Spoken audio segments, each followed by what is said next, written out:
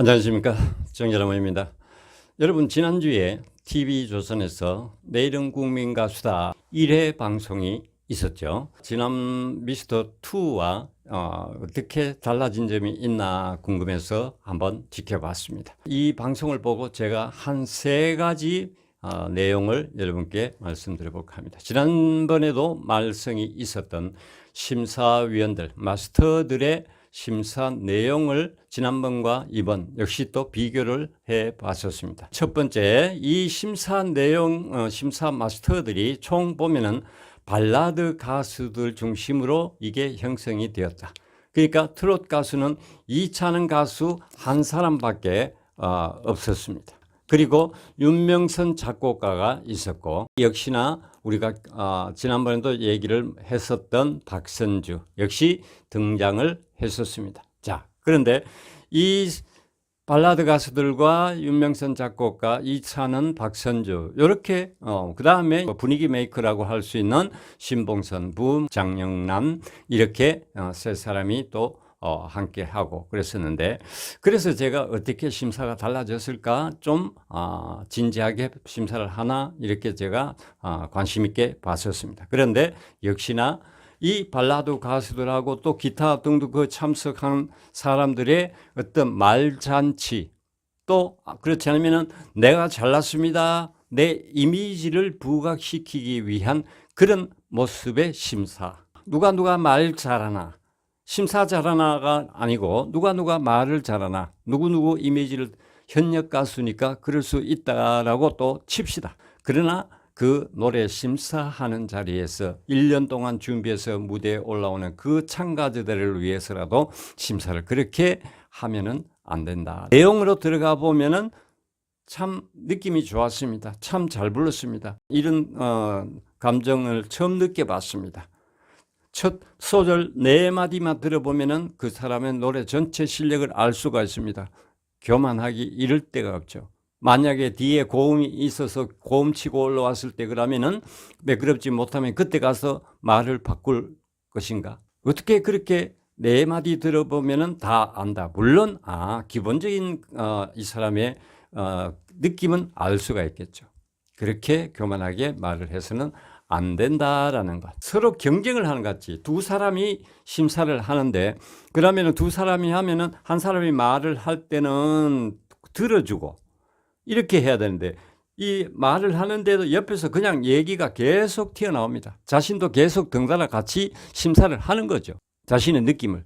그런데 제가 봤을 때 두 사람이 마이크를 잡고 심사를 하면 한 사람은 좋았던 점을 지적을 해주고 한 사람은 부족했던 점을 지적을 해주고, 그래서 이 부분은 이번에 참 좋았다, 어떠한 부분이 참 좋았다, 또 한 사람은 이 부분에는 다음에는 반드시 꼭 좀 고쳐서 보강을 해서 나오면 좋겠다, 이런 어떤 참가자들의 미래를 위해서라도 그렇게 심사를 해주는 것이 맞지 않나, 그렇게 생각을 했습니다. 그런 심사는 누구를 앉혀도 자기 느낌을 그대로 얘기하고 할 수 있는 그런 심사였다라는 것이죠. 심사에서 점수를 준다면은 4점에서 5점, 10점 만점에 4점에서 5점 정도 줄 수 있지 않을까라고 저는 개인적으로 그렇게 생각을 합니다. 두 번째로 지금 현재 많은 이슈가 되고 있습니다. 이 참가자가 바로 현재 온라인상에 도중 하차시켜라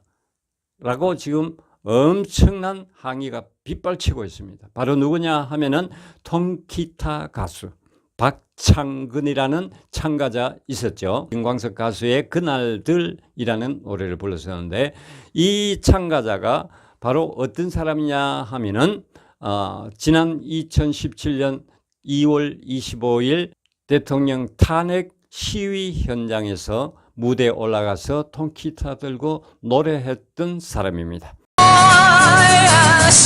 나이가 현재 50세고 이런 사람이 노래하는 것, 그거는 자기 자유죠. 그런데 이런 공영 오디션 현장에 나와서 이런 아주 이념 성향을 갖고 있는, 정치 성향이 분명한 이런 사람이, 어린 친구도 아니고 나이가 50된 이런 사람이 나와서 이러한 무대 오디션에 참가했다. 이거는 많은 사람들에게 불편을 주고 안타까움을 줄 수밖에 없다라는 거죠. 왜 그러냐? 대중음악이라는 것은 누구든지 그 사람의 노래를 듣고 감동을 하고 가슴을 참 위로가 되는 그러한 느낌을 받을 수 있는 사람이어야 되는데, 이 사람은 정치적인 어떤 그런 성향을 갖고 있기 때문에 그런 사람은 대중이 함께하는 뭐 그런 자리에는, 오디션 자리든지 어떤 공적인 자리에는 나오면은 안 된다라는 거죠. 대중을 아우를 수 있는 그런 가수가 아니기 때문에 나와서는 안 된다라는 생각을 개인적으로 가져봅니다. 그리고 또 박선주 역시 마찬가지입니다.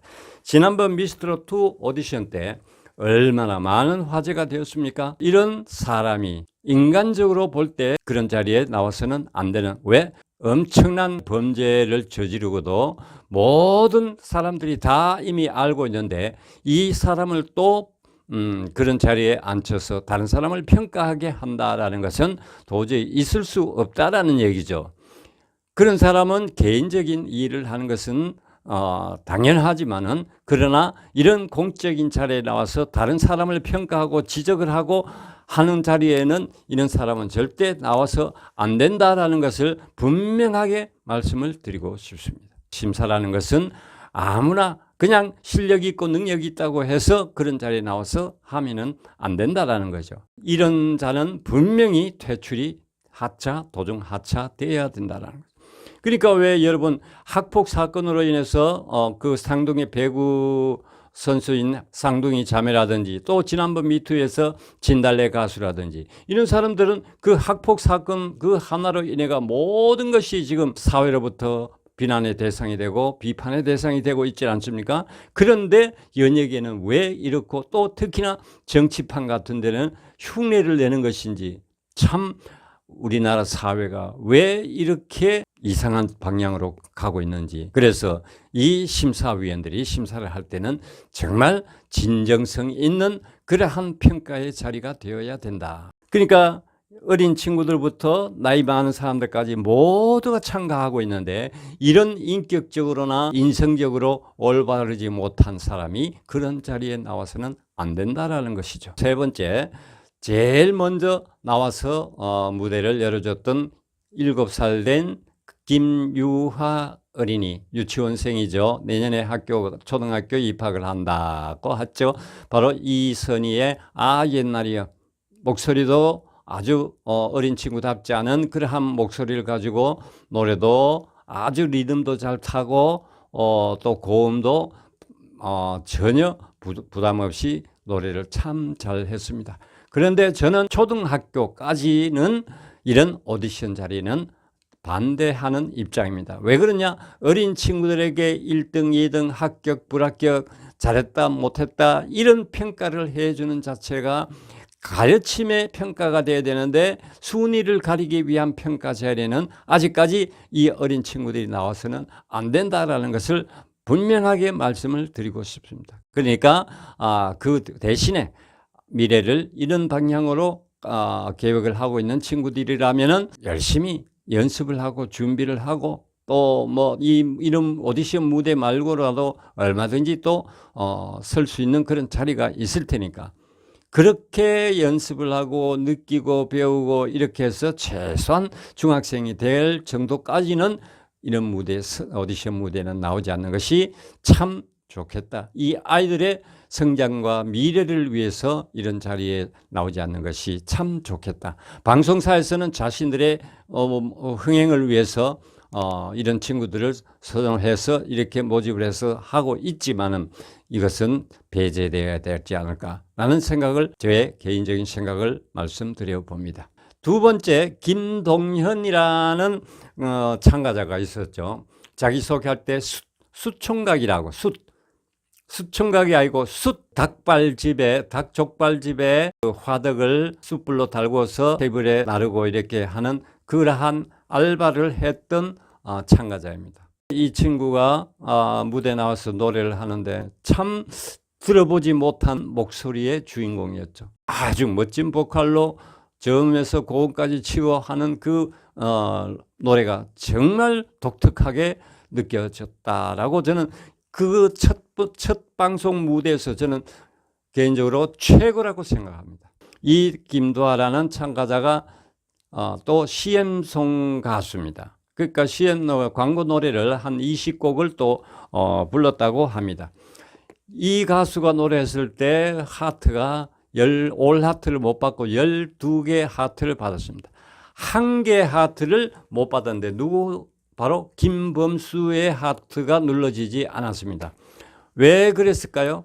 이 김범수가 저는 김범수의 심사평을 들어보고 깜짝 놀랐습니다. 심사평이 뭐였나 하면은 감정이 엮였다. 음색과 표현력은 좋았는데 기승전결로 엮어가는 과정에 감정이 엮였다. 엮는 과정에 엮였다. 엮는 거를 엄청 좋아하는 모양이죠. 김범수가. 생전 듣도 보도 못한 그런 심사평을 합니다. 기승전결이라는 것은 노래도 있고 드라마도 있고 모든 그러한 분야에 다 있죠. 처음과 시작과 중간과 클라이막스와 또 마무리, 이 부분을 얘기하는데 그 부분을 엮였다 이렇게 표현을 했습니다. 뭐가 엮였다? 감정이 조금 부족했다는 건지, 전달 표현이 클라이막스의 감정이 부족했다는 건지, 그렇게 이상한 이해가 잘 안 가는 그러한 심사를 했었습니다. 그래서 얘가 저런 심사를 하노? 듣도 보도 못한 이상한 아주 아리까리한 심사를 해서 저 노래 잘하는 김도하 참가자를 저런 하트를 눌러줘서, 물론 다음에 이 친구도 김도하라는 친구도 분명히 합격해서 올라갈 겁니다. 다음 라운드에. 그런데 이것은 잘하는 거는 잘했다 하고 뭐가 부족했으면 분명하게 지적을 해서 다음에 좀 그 부분을 고쳐서 나올 수 있도록 이렇게 심사해 주는 것이 맞지, 기승전결로 가는 연결 과정에서 감정이 엮였다, 희한한 소리를 하고 있습니다.